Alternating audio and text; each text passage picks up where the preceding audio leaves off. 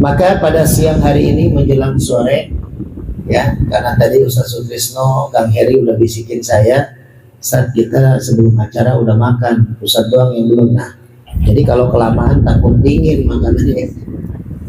Jadi Bapak Ibu yang dirahmati Allah, yang pertama apa? Fatasaddaq, bersedekah untuk orang tua kita. Ini sahibul hajat pasti punya orang tua ya Pak? Masih punya orang tua? Tinggal satu, ibu apa bapak? Oh mertua, kalau orang tua udah nggak ada. Nah, orang tua sudah tidak ada, mertua tinggal satu. Tapi nggak niat mau nyari mertua lagi ya, enggak ya? Cukup lah satu aja cukup. Saya aja udah nggak ada mertua satu sama. Jadi tuan rumah sohibul hajat menyiapkan jeruk, pisang, kue, ya. Cuma saya onde-ondenya tadi saya cari ada di luar. Ini adalah bentuk sedekah. Jadi arisan ini Pak, jangan salah, bukan hanya sekedar kumpul-kumpul ya, bukan hanya sekedar ngopi, ngerokok bareng, bertemu silaturahim sebulan sekali. Yang mana nih pasti punya kesibukan masing-masing. Belum tentu Pak bisa ketemu sebulan sekali kalau nggak ada di arisan. Iya. Betul ya Pak ya? Kita bisa tukar pikiran, kita bisa saling curhat, kita bisa saling kasih informasi. Misalkan Kang Heri dagang mie ayamnya sepi selama sebulan, ternyata ketemu teman di sini. Kang Heri, itu ada pesanan mie ayam nih, 1000 porsi, gitu. Tapi harga goceng. Minimal dengan silaturahim, dengan kita bertemu, itu akan menjadikan asbab banyak hal manfaat.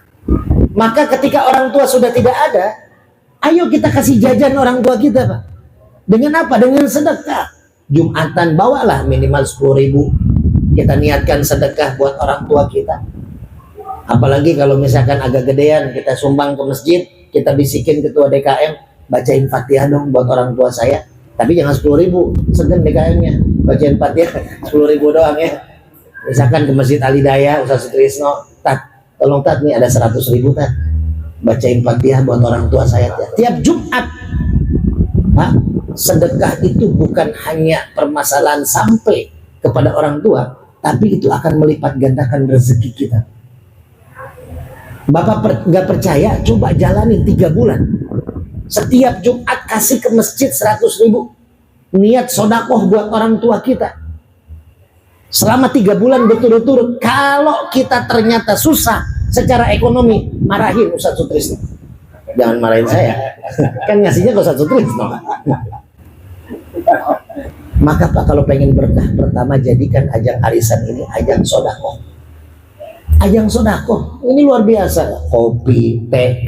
Berapa ini?